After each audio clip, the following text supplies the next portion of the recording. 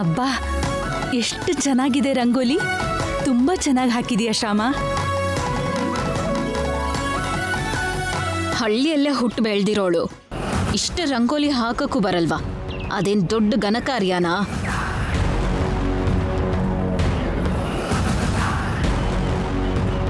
ಸರಿಯಾಗಿ ಹೇಳ್ದೆ ಐಶ್ವರ್ಯ. ನಮ್ಮ ಹಳ್ಳಿನಲ್ಲಿ ಈ ಸಂಕ್ರಾಂತಿ ಹಬ್ಬಕ್ಕೆ ರಂಗೋಲಿ ಸ್ಪರ್ಧೆನೇ ಇರುತ್ತೆ. ಒಂದು ಮನೆ ಮುಂದೆ ಹಾಕೋ ರಂಗೋಲಿ ಇನ್ನೊಂದು ಮನೆ ಮುಂದೆ ಕಾಣಿಸಲ್ಲ.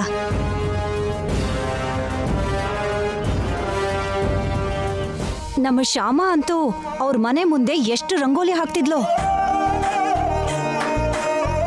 ಬೆಳಗಿನ ಜಾವನೆ ಎದ್ದು ರಂಗೋಲಿ ಹಾಕ್ತಾ ಇದ್ಲು. ಮಂಜಲ್ಲಿ ಅಷ್ಟು ಹೊತ್ತಿದ್ರೆ ಅವಳ ಆರೋಗ್ಯ ಹಾಳಾಗತ್ತೆ ಅಂತ ಅವ್ರ ಅಮ್ಮ ಅಂತೂ ತುಂಬಾ ಚಿಂತೆ ಮಾಡ್ತಿದ್ರು.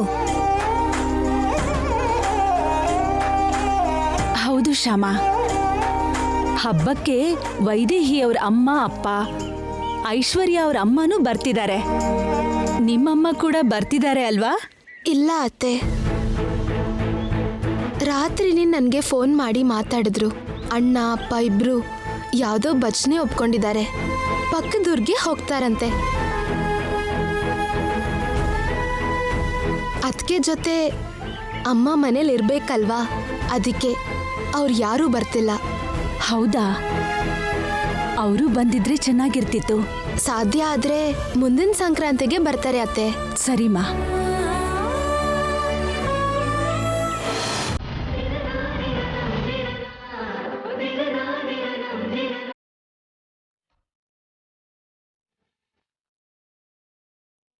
ಅತ್ತೆ, ಅಲ್ಲಿ ನೋಡಿ, ಅಪ್ಪ ಅಮ್ಮ ಬಂದ್ರು.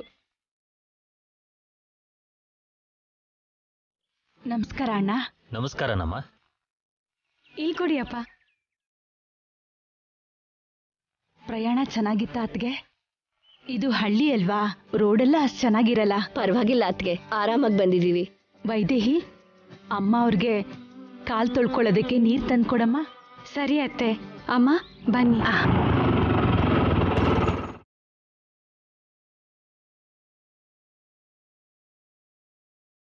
ಅತ್ತೆ, ನನ್ ಮಮ್ಮಿನೂ ಬಂದ್ರು ನೋಡಿ.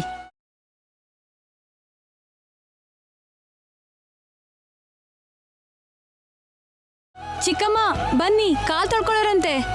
ಬರ್ತಾ ಇದ್ದೀನಮ್ಮ. ಚೆನ್ನಾಗಿದ್ದೀರಾ ಅದಕ್ಕೆ? ಚೆನ್ನಾಗಿದ್ದೀನಿ. ನೀವು ಹೇಗಿದ್ದೀರಾ?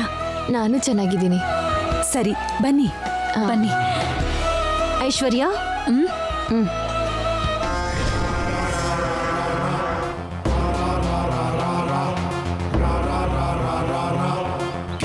ಏನು ಏನ್ ಐಶ್ವರ್ಯ ಇದು? ಮನೆಯಲ್ಲಿ ಇಷ್ಟೊಂದು ಕಾರ್ ಇದೆ. ನಿಮ್ಮಮ್ಮ ಬರ್ತಿದ್ದಾರೆ ಅಂದ್ರೆ ಬಸ್ ಸ್ಟ್ಯಾಂಡಿಗೆ ಒಂದು ಕಾರ್ ಕಳ್ಸೋಕ್ಕಾಗಲ್ವಾ ನಿಮ್ಮ ಮಾವನವರು?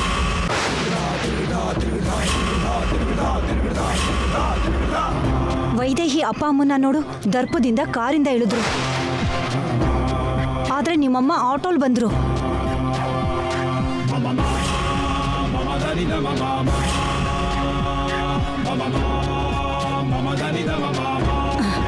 ಕನಿಷ್ಠ ವಸಂತ ಆದ್ರೂ ಹೇಳ್ಬೋದಿತ್ತಲ್ವಾ ನಿಮ್ಮಮ್ಮನ್ ಕರ್ಕೊಂಡ್ ಬರೋದಕ್ಕೆ ಕಾರ್ ಕಳ್ಸು ಅಂತ.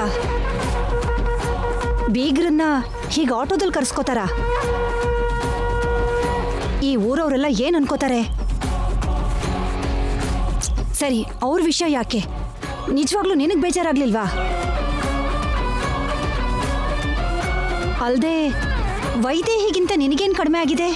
ಒಂದ್ ರೀತಿಲಿ ಅವಳಿಗಿಂತ ನೀನೇ ಒಂದ್ ಕೈ ಜಾಸ್ತಿ. ಅಂಥದ್ರಲ್ಲಿ ನಿನ್ನನ್ನ ನಿನ್ನವ್ರನ್ನ ಹೀಗೆ ಚೀಪಾಗಿ ನೋಡ್ತಾ ಇದ್ದಾರಲ್ಲ ನಿನ್ನ ಅತ್ತೆ ಮಾವ.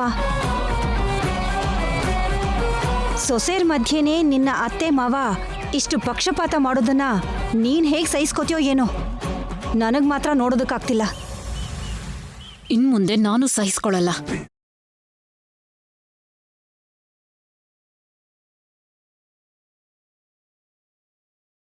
ನನಗ್ ಬೇಕಾಗಿದ್ದು ಕೂಡ ಅದೇ.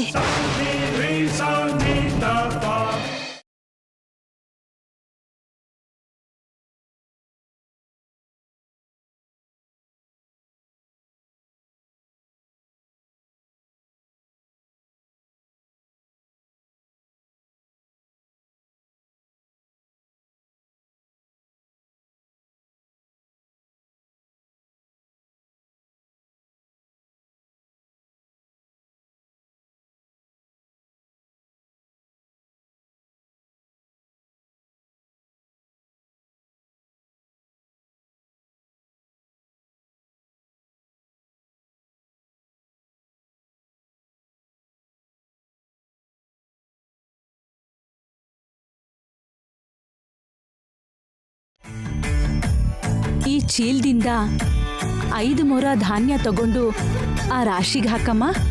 ಪೂಜೆ ಶುರು ಮಾಡೋಣ. ಆಯ್ತು ಅತ್ತೆ. ಅಜ್ಜಿ, ಧಾನ್ಯಕ್ಕೂ ಕೂಡ ಪೂಜೆ ಮಾಡ್ತಾರಾ? ಧಾನ್ಯ ಅಂದ್ರೆ ಈ ಧಾನ್ಯ ಲಕ್ಷ್ಮಿಪ್ಪ. ಪ್ರತಿ ವರ್ಷನೂ ಹೀಗೆ ಸಮೃದ್ಧವಾಗಿ ಬೆಳೆ ಬೆಳೀಲಿ ಅಂತ ಈ ಧಾನ್ಯ ಲಕ್ಷ್ಮಿನ ಬೇಡ್ಕೊಂಡು ಧಾನ್ಯ ಪೂಜೆ ಮಾಡಬೇಕು. ಓಹೋ,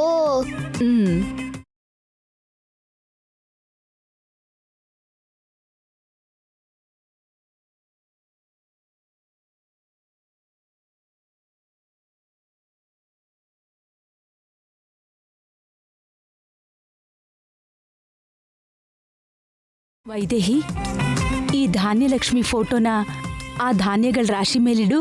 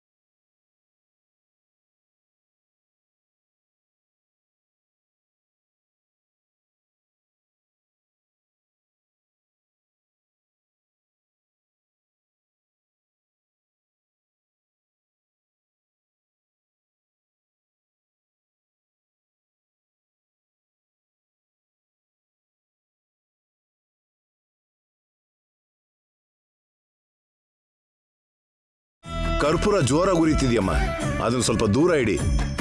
ಸರಿ ಮಾವ.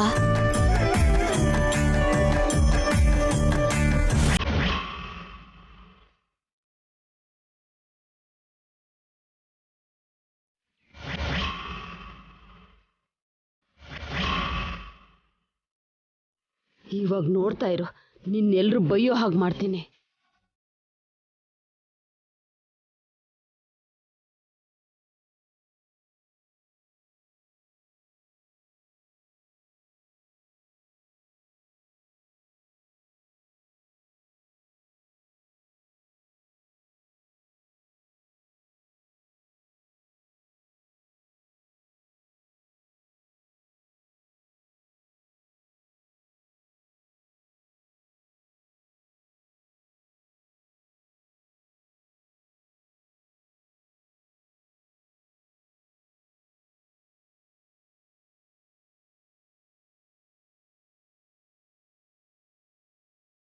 ಅಯ್ಯಯ್ಯೋ, ಬಂಗಾರದಂತ ಬೆಳೆ ಬೆಂಕಿ ಪಾಲಾಯ್ತಲ್ಲ.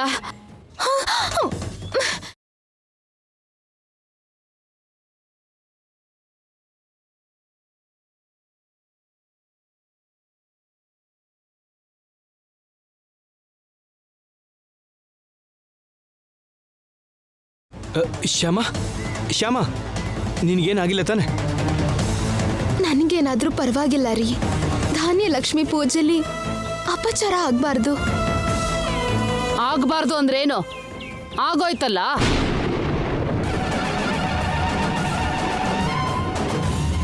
ಬೆಂಕಿ ಹತ್ಕೊಂಡು ಬೆಳೆ ಮೇಲೆ ಬಿದ್ದಿದೆ.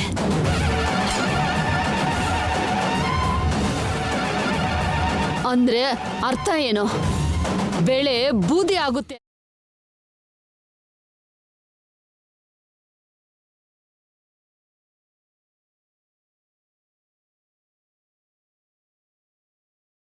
ಅಂದ್ರೆ ಈ ವರ್ಷದ ಬೆಳೆ ಎಲ್ಲ ಯಾವತ್ತೋ ಒಂದಿನ ಯಾವುದೋ ಒಂದು ರೀತಿಲಿ ಬೂದಿ ಆಗುತ್ತೆ ಅಂತ.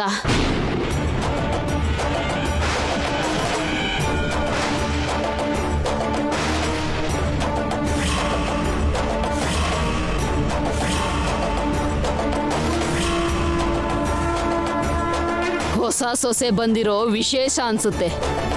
ಬೆಳೆ ಎಲ್ಲ ಮಣ್ಪಾಲಾಗೋ ಹಾಗಿದೆ.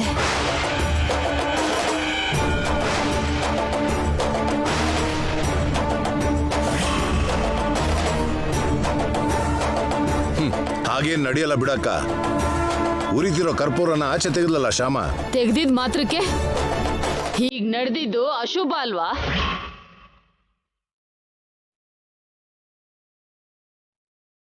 ನೀನ್ ಹೇಳು ವಸಂತ. ಅಶುಭ ಅಲ್ದೆ ಇನ್ನೇನು? ಏನ್ ಶ್ಯಾಮ ಇದು? ಅಷ್ಟು ನೋಡ್ಕೊಳ್ದೆ ಹೇಗ್ ನಡ್ದೆ ನೀನು? ಕಣ್ಣು ನೆತ್ತಿ ಮೇಲೆ ಇಟ್ಕೊಂಡು ನಡೀತಿದ್ಲೇನೋ.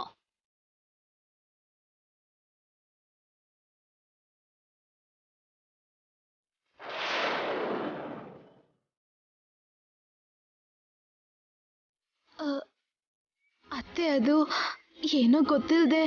ಈ ತರ ಪೂಜೆಲಿ ಅಂತ ತಪ್ಪು ನಡಿಬಹುದಾ ಹೇಳು?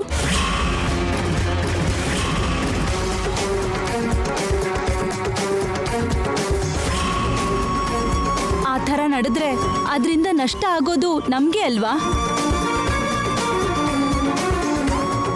ನಾವಲ್ದೆ ಇನ್ಯಾರಿಗ್ ನಷ್ಟ ಆಗುತ್ತೆ? ಹೊಸ ಬೆಳೆಗೆ ಬೆಂಕಿ ಬಿದ್ದಿದೆ ಅಂದ್ರೆ ಹೊಸ ಸಂಸಾರಕ್ಕೂ ಬೆಂಕಿ ಬಿದ್ದು ಬೂದಿ ಆಗುತ್ತೆ.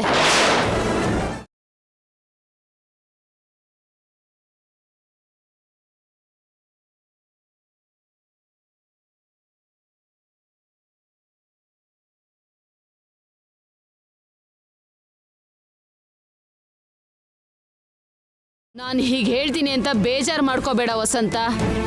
ಈ ಹುಡುಗಿ ನಿನಗೂ ನಿನ್ ಮನೆಗೂ ಸರಿಯಾದ ಸೊಸೆ ಅಲ್ಲ ಅಂತ ಅನ್ಸುತ್ತೆ.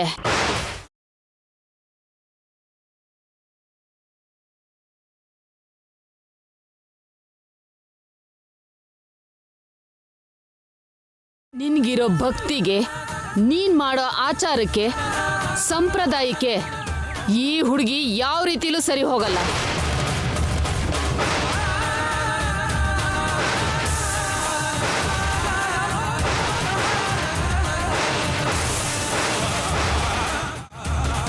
ಅಕ್ಕ, ನಿನಗೆ ಗೊತ್ತಿದೆಯೋ ಇಲ್ವೋ, ಶ್ಯಾಮ ಕೃಷ್ಣನ್ ಭಕ್ತೆ. ಸಂಪ್ರದಾಯ ಆಚಾರಗಳೆಲ್ಲ ಗೊತ್ತಿರೋ ಹುಡುಗಿನೇ. ಅದೇ ರೀ ನನ್ನ ನೋವು ಕೂಡ. ಎಲ್ಲ ಗೊತ್ತಿರೋ ಹುಡುಗಿ ಈ ತರ ಮಾಡಿದ್ರೆ ಹೇಗೆ? ವಸಂತ ಅವಳೇನ್ ಬೇಕು ಅಂತ ಮಾಡ್ಲಿಲ್ಲ, ಅಜಾಗ್ರತೆಯಿಂದನೂ ಹಾಗಾಗಿಲ್ಲ. ಅನ್ಕೊಳ್ದೆ ಏನೋ ಹಾಗಾಗೋಯ್ತು. ಇನ್ನು ಆ ವಿಷಯನ ಬಿಟ್ಬಿಡಿ. ಆ ಧಾನ್ಯಲಕ್ಷ್ಮಿ ಕರುಣೆ ನಮ್ಮ ಮೇಲಿರೋದ್ರಿಂದಾನೆ ಅಲ್ಲಿರೋ ಧಾನ್ಯಕ್ಕೆ ಏನೂ ಆಗ್ಲಿಲ್ಲ.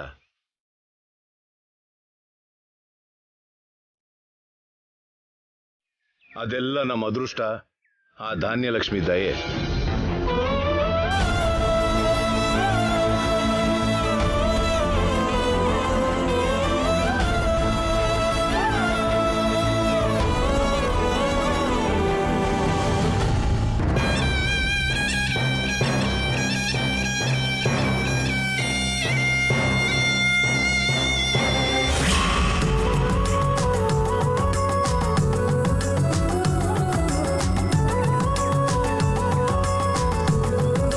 ಏನ್ ಶ್ಯಾಮ ಒಬ್ಳೆ ಕೆಲಸ ಮಾಡ್ತಿದ್ಯಾ? ನಮ್ ಕೆಲ್ಸ ನಾವ್ ಮಾಡಿದ್ರೆ ತಪ್ಪೇನಿದೆ? ಸರಿ, ನಾನು ಹಾಕ್ತೀನಿ ಇರು. ನೀವ್ ಹಾಕ್ತೀರಾ? ಹೌದು, ಹಬ್ಬದ ದಿನ ಎಲ್ಲರೂ ಕೆಲಸ ಮಾಡಿದ್ರೆ ತಾನೇ ಹಬ್ಬದ ಥರ ಇರುತ್ತೆ. ಕೊಡು.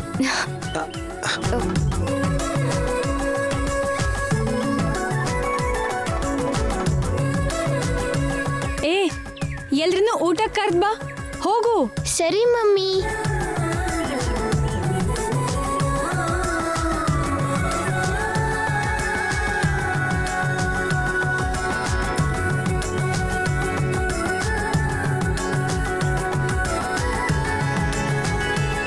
ದೊಡ್ಡಮ್ಮ, ನಿಮ್ಗೆ ಕೆಳಗ್ ಕೂರಕ್ಕಾಗಲ್ವಲ್ಲ, ಅದಕ್ಕೆ ನಿಮ್ಗೆ ಇಲ್ಲಿಟ್ಟಿದ್ದೀನಿ.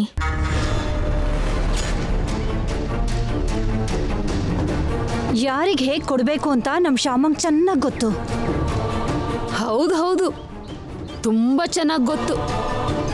ಅಖಿಲ್, ನೀನ್ ಕೂಡ ಕೂತ್ಕೋ, ನಾನು ಶ್ಯಾಮ ಬಡಿಸ್ತೀವಿ. ಬೇಡ ಅದ್ಗೆ, ನಾನು ಬಡಿಸ್ತೀನಿ. ನೀವು ಹೋಗಿ ಅಣ್ಣನ ಪಕ್ಕ ಕೂತ್ಕೊಳ್ಳಿ. ನೀನ್ ಬಡಿಸೋದು ಯಾಕೆ ಅಖಿಲ್? ನೀನ್ ಹೋಗಿ ಕೂತ್ಕೋ. ಇಲ್ಲ ಅದ್ಗೆ, ನಾನು ಶ್ಯಾಮ ಬಡಿಸ್ತೀವಲ್ಲ, ನಾವು ಆಮೇಲೆ ತಿಂತೀವಿ. ನೀವು ಹೋಗಿ ಕೂತ್ಕೊಳ್ಳಿ. ಅವನು ಅವನ ಹೆಂಡತಿ ಇಬ್ರು ಸಪ್ರೇಟಾಗಿ ತಿನ್ಬೇಕು ಅನ್ಕೋತಿದ್ದಾರೆ ಅನ್ಸುತ್ತೆ. ಅದಕ್ಕೆ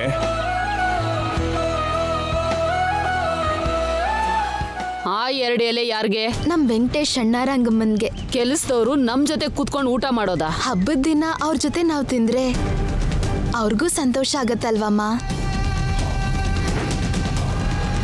ಸರಿಯಾಗಿ ಹೇಳಿದೆ ಶ್ಯಾಮ. ಏಯ್ ವೆಂಕಟೇಶ, ಸ್ವಾಮಿ. ರಂಗಮ್ಮ, ಬನ್ನಿ, ನೀವು ನಮ್ಮ ಜೊತೆಲೆ ಕೂತ್ಕೊಂಡು ಊಟ ಮಾಡಿ. ಆಯ್ತು ಸ್ವಾಮಿ.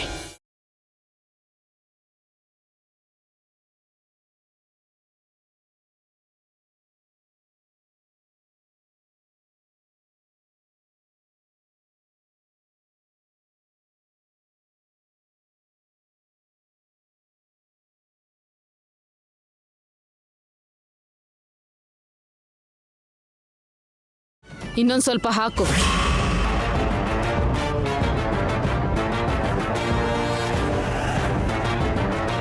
ಏನು ಸ್ವಲ್ಪ ಸ್ವಲ್ಪ ಹಾಕ್ತಿದ್ಯಾ? ನೀನ್ ಆಸ್ತಿ ಏನಾದ್ರೂ ಕೊಡ್ತಿದ್ಯಾ? ಹಾಕೋ.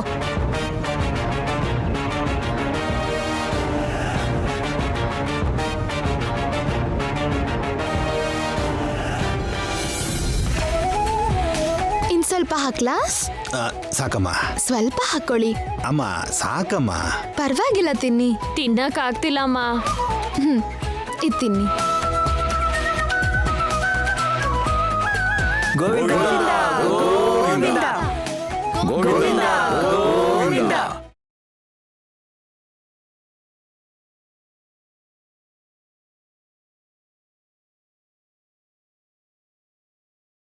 ಈಗ ನೀವಿಬ್ಬರೇ ಕೂತ್ಕೊಂಡು ಹಬ್ಬ ಸೆಲೆಬ್ರೇಟ್ ಮಾಡ್ಕೊಳ್ಳಿ.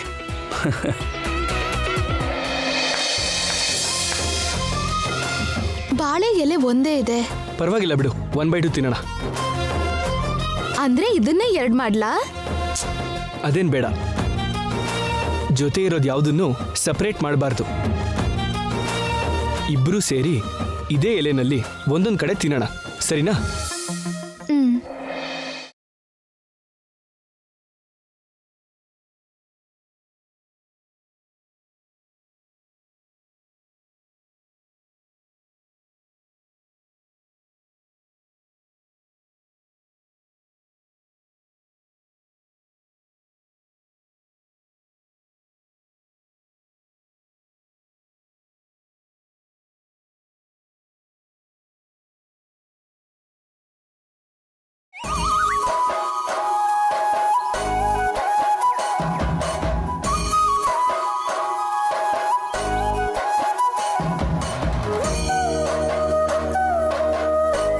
ಸ್ವೀಟ್ ಇತ್ತು, ಏನಾಯ್ತು? ನೀನೇ ತಿಂದೆ ಅನ್ಸುತ್ತೆ. ಇಲ್ಲ, ಇಲ್ಲೇ ಇಟ್ಟಿದ್ದೆ. ಹಾಗಾದ್ರೆ ಕಾಗೆ ಕಚ್ಕೊಂಡು ಹೋಯ್ತೇನೋ. ಹೌದಾ? ಕಾಗೆ ಕಚ್ಕೊಂಡು ಹೋಯ್ತಾ? ಸರಿ ಬಿಡಿ.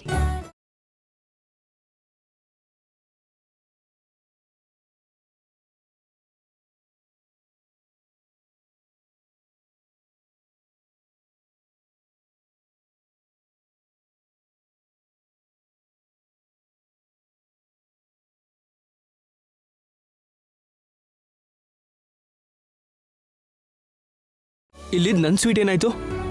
ಬೆಕ್ ಕಚ್ಕೊಂಡು ಹೋಯ್ತು. ಬೆಕ್ ಕಚ್ಕೊಂಡು ಹೋಯ್ತಾ ಇಲ್ಲ ಹುಡುಗಿ ಕಚ್ಕೊಂಡು ಹೋದ್ಲಾ? ನನ್ ಸ್ವೀಟು ಕಾಗೆ ಎತ್ಕೊಂಡು ಹೋದ್ಮೇಲೆ ನಿಮ್ ಸ್ವೀಟು ಬೆಕ್ಕೆ ಅಲ್ವಾ ತಗೊಂಡು ಹೋಗ್ಬೇಕು?